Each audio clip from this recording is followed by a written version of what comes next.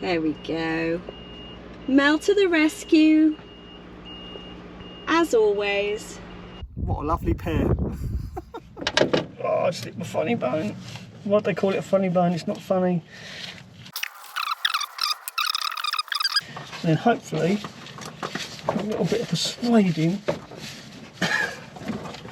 I did have a lot of problems getting this off.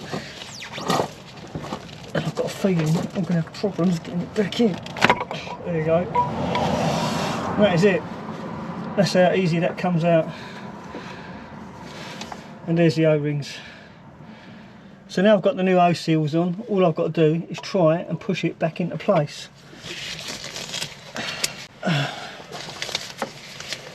I've put like silicone lubricant around them. Yeah, I've lubed my ring up.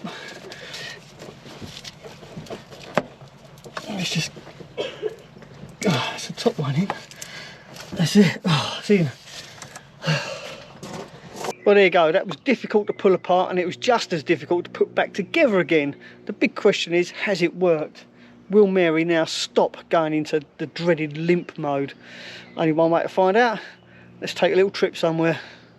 Well, I've been for a little test drive, and it definitely seems a little different. It actually seems like she's got more power. And also, you can actually hear the turbos working now, whereas before you couldn't hear the turbos. Let me start it up and I'll show you what I mean. Well, you can hear what I mean. It's quite loud. Can you hear that whistle?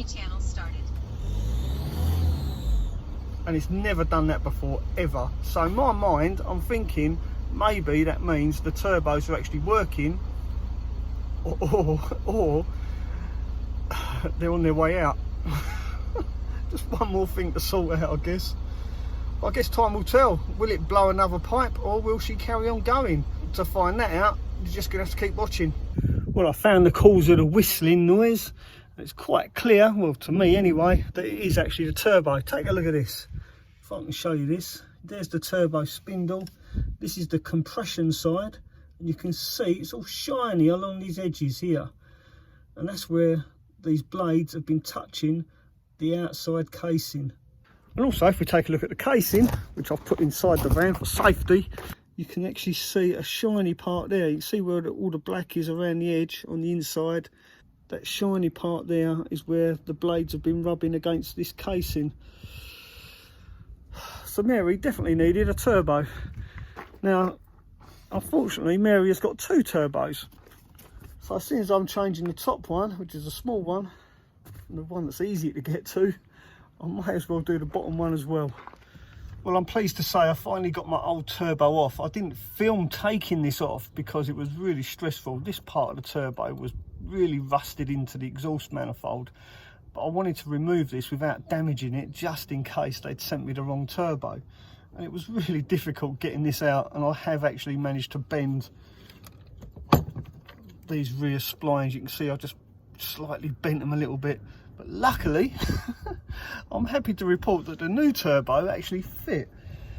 So yeah, but nevertheless I wanted to get this off without damaging it, just in case. For that reason I have to apologise, I didn't film it because there was a lot of hammering involved and some rather colourful language, shall we say. So here's the new turbo in place. So as you can see, it does actually fit the exhaust manifold, so I'm really pleased with that. And I've checked the casing as well, fits over the top, and that fits perfect. So I'm really happy with this. There's no play in the spindle. There's a little bit of end float, which is meant to be there. It's so small you can't even see it on the camera. Now the bottom turbo, I've checked it, I've wiggled it about. There's no play in it. There's very little end float as well. So I'm going to leave the bottom turbo in place. So okay, scrub that idea. I decided to bite the bullet despite my better judgment and take the big one out as well. So here they are. Here's my pair of turbos. That'll make a good thumbnail, wouldn't it? And I'm pleased to say it actually came out. There was just one bolt that really did worry me, but it's out anyway. Yeah, the last bolt, I didn't think it was going to come out. I thought it was going to seize and thread. But yeah, I'm glad I took it out because this front part here has actually come away. This should be fixed to this back plate, and it's actually moving. And if you look here, I'll just find it there, you can see by the looks of it, it was actually leaking as well. So there was a little tiny air leak there. So I'm glad I did take it out. And also one of the fins is bent. Look at that, it is actually damaged. Who'd have thought it? So let's get the new one back in. I haven't checked it yet, make sure it's the right size. Back in a minute. So here's the new one. Put that in there.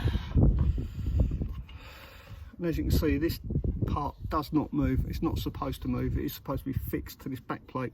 So that old one might have even been leaking through there, like through and out behind the compressor wheel and out between the gap.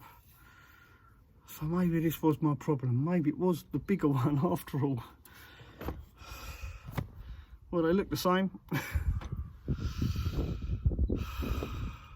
Yeah, I reckon that'll fit. I can't feel myself fitting this, because if you see where it's got to go, you'll understand why. Let me just put this somewhere safe. So there's the top one there, all in place, everything's backing together. And the bottom one is way down here, and it goes here. So you can see there's absolutely no chance of me filming this at all. So apologies about that. I will, however, update you as and when it's done. All I've got to do is put it back together. And trust me, that is not going to be easy, because taking it off was a feat in itself. Now here's a little tip for all you budding mechanics out there. So before I connect this top oil hose here, I'm going to pour a little bit of engine oil down inside, just to make sure that those bearings inside the turbo are actually lubricated. Because at the moment, although they are probably pre-lubricated anyway by the manufacturer, it's always a good idea just to put a little bit of engine oil in there, like I say, to make sure they are properly lubricated when you first start her up. So if you do take anything from this video, I hope it's that one thing. And also, like I've said in so many of my other videos, it's always a good idea to lubricate your rings with silicone lubricant. So before I put any of this together, that's exactly what I'm going to do. I'm going to lubricate all the O-rings with this silicone lubricant. It just makes putting them back together that much easier. And if I do have to take it apart again, it makes taking it apart a lot easier. Well, I'm pleased to say the turbo assembly has all gone back together. There's one more piece of pipe to put back on. I'll just get that around there, on there. And before I put this piece of pipe on, I'm going to check that the turbo housing hasn't fouled the turbo spindle inside, by simply poking my finger in and making sure it spins, and it does. And I'm pleased to say it doesn't feel like it's catching on anything. Let's get my thumb in there as well. That feels perfectly fine. So now I've checked that, that's the last thing to do before I finally put all the pipes back on. Once I put this pipe back on, a simple matter of connecting everything up that I've taken off to get to the turbo, and then we're good to go. Boy, was that a long day. I actually didn't finish putting the turbo back together until 9 o'clock last night. So unfortunately, I couldn't actually film anything. But like I said, there wasn't much to film anyway. I mean, I could barely see what I was doing. So there's no way I could actually film it. But anyway, it's all back together. Mary runs. So all that's left for me to do now is take Mary for a test drive.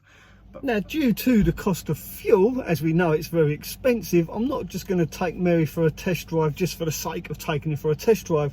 So I thought, why not grab Rebecca and actually go somewhere nice? So that's what we're going to do. We're going to take Mary for a test drive, and I'm going to take Rebecca for a nice little picnic. That'll be nice. Okay, let's start her up, fire up this beast. There you go, she starts all right, but does she drive all right? I'll let you know when we get to our final destination. Well, if we get there. Thanks for the vote of confidence. Well, fingers crossed for Mary. Yeah. I want some lunch, so, you know, he's promised me food out, so we've got to get there somehow. Right, let's go.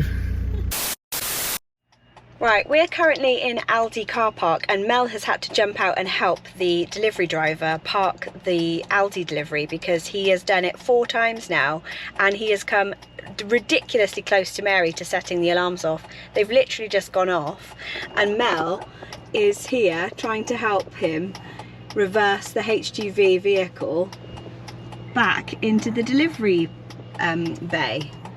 There we go. Mel to the rescue, as always.